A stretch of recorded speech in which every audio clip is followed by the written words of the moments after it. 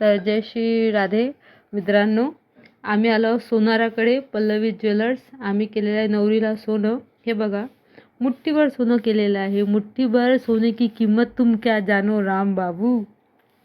त्यानंतर आला आहे पेंटर.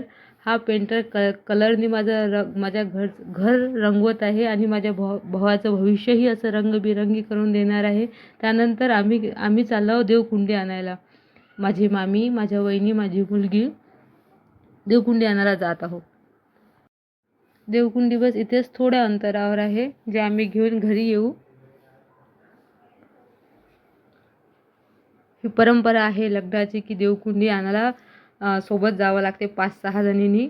आम्ही निघालेलो आहोत देवकुंडी आणायला.